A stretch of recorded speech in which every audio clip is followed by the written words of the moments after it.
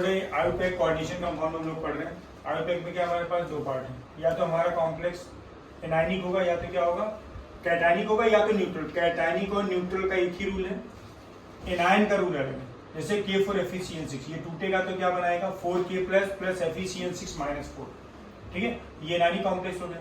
Anionic complex का rule पहले पढ़ लेते हैं हम लोग, ठीक है। रूल नंबर 1 क्या, नेम ऑफ एनायनिक में पहले कैटायन का नाम लिखना है, ठीक है। पोटेशियम का नाम लिखेंगे पहले।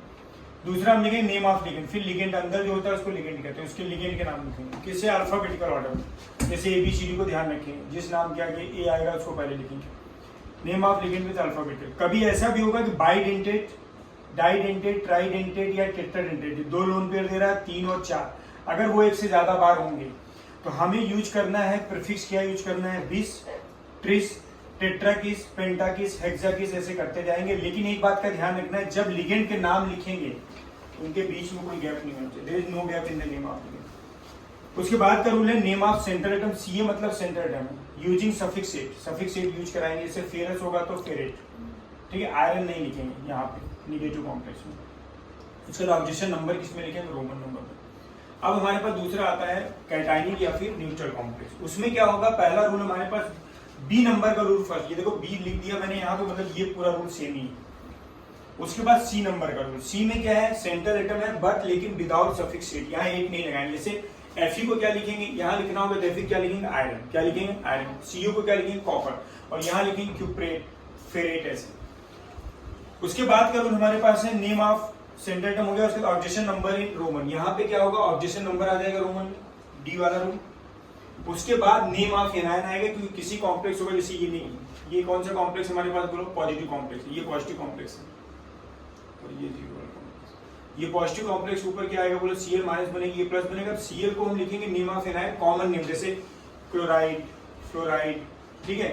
वाटर के लिए क्या हाइड्रेट, इस तरीके से यूज करेंगे। 2-3 नाम में लिख के बता दे रहा हूँ, देखो इंपॉर्टेंट है। जैसे देखो एक तो नाम NCERT का है K4FeCN6 में पहला नाम आपको पता है, ये कॉम्प्लेक्स पर चेक करेंगे 4K प्लस बनेगा प्लस FeCN6 -4 बनेगा। तो ये निगेटिव कॉम्प्लेक्स सबसे पहले हम किसको लिखेंगे, नेम ऑफ कैटायन। पोटेशियम लिखा हमने, पोटेशियम 6 बार लिखेंगे हेक्सा साइनाइडो, ठीक है, फेरेट। उसके बाद ऑक्सीजन नंबर 2 कैसे आया, Cn पे -6 चार्ज होता है, -6 और इधर कितना +4, +4 -6 मिलकर कितना हो गया 2, उधर जाएगा तो +2 हो जाएगा 2। लेकिन इसका एक और नाम हो सकता है जो NCERT नहीं लेकिन इंपॉर्टेंट है, कभी कभी जेई इसको पूछती है। जैसे फिर एक काम करना है, इसको ऑक्सीजन नंबर के बिना लिख देना, पोटेशियम हेक्सा साइनाइडो फेरेट, इस पूरे ब्रैकेट पे -4 चार्ज है तो -4 माइनस, वो भी राइट। तीसरा एक और नाम है हमारे पास। अब ये काम करो कि पूरा कुछ मत लिखो, तो फिर डायरेक्ट पोटेशियम 4 बार टेट्रा पोटेशियम, हेक्सा साइनाइडो, फेरेट, तो ऑक्सीजन नंबर लिखने की जरूरत है। इन तीनों में से कोई भी नेम इंटरनेशनली मतलब आप लिख सकते हो, ठीक है। एक और कॉम्प्लेक्स देख लो, ये तो हमारा नेगेटिव कॉम्प्लेक्स है, ये कैटायनिक वाला कॉम्प्लेक्स। इसमें क्या होगा, टेट्रा 4 बार लिखा, टेट्रा एक्वा डाई क्लोराइडो क्रोमियम, कितनी बार है बोलो, ऑक्सीजन नंबर 3 आएगा, क्योंकि Cl -2 होता है, एक Cl है तो टोटल -3 उधर जाएगा, +3 हो जाएगा। क्लोराइड, वाटर लिखा है तो आप 2 वाटर भी लिख सकते हो, या तो आप लिख सकते हो क्या बोलो डाई हाइड्रेट, दोनों राइट है, ठीक है।